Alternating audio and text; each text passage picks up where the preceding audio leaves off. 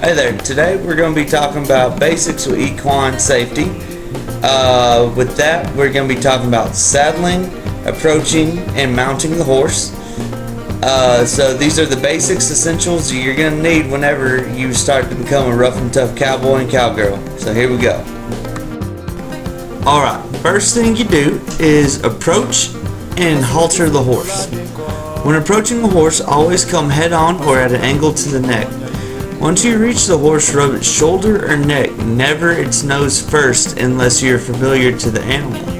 Once you let the horse know that you're there and you're not a threat, remove your halter from your forearm, slide it down the horse's nose, and lower the horse's head, reach around and secure the buckle behind the horse's ear. Next is leading and handling the horse. Always, while working with horses, stay calm and keep an easy toe. Let the horse know you're in charge and that you can be trusted. When leading a horse, you stand out in front of him to his left. When you want him to stop, you raise his head and say, "Whoa!" To start walking again, click your tongue a couple times. Do not punish a horse unless it's disobedient, unruly, or just doesn't want to follow the instructions given. Never wrap the rope around your hand, limbs, or any other part of your body. Don't try to pull or tug on a horse unless it is being unruly. If you hurt a horse, it will remember, and keep that in mind. Always, when working with green horses, try to be with someone. Don't hit a green horse on your own. Most important thing, if you have confidence in yourself, the horse will also be confident not only in itself but you as well. Next is preparing to saddle the horse. First, you need to know a couple types of fences you can tie a horse to. Pipe and cable is ideal, but you can also tie the horse to a barn or any other type of sturdy fence or anything you can find. You don't want. First, you want to comb and brush the horse. Next, you want to check the horse's feet. Make sure their shoes are good and grab their hock, raise their hoof, and if you don't feel comfortable doing this, it's very dangerous and don't do it. Next is saddling the horse. Be sure the horse is tied up and brushed.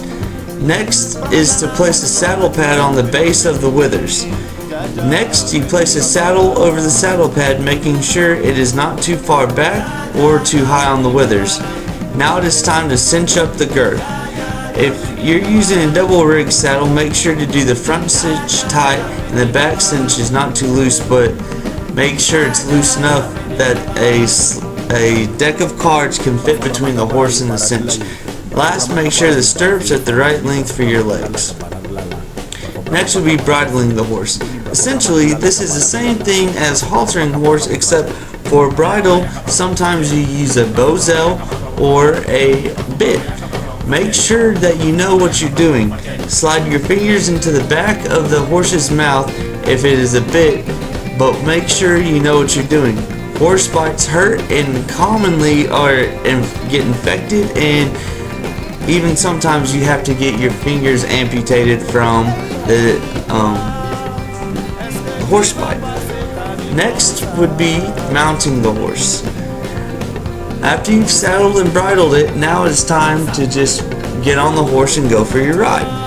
You always want to go on the left side of the horse. Left is right, right is wrong. You put your foot in the left stirrup, grab the reins and the horse's mane with your left hand and the back of the saddle with your right. Use your upper body strength to pull yourself up on the horse, throw your right leg over its back, and place your right foot in the right stirrup. Now, since you've done all of this, you are ready to go on your horse ride. And make sure, if you're a beginner, do not go by yourself. This is very essential. Beginner horse riders need assistance. Now you're ready to be a cowboy and cowgirl. I hope you had a good time listening to me and hope you have happy trails.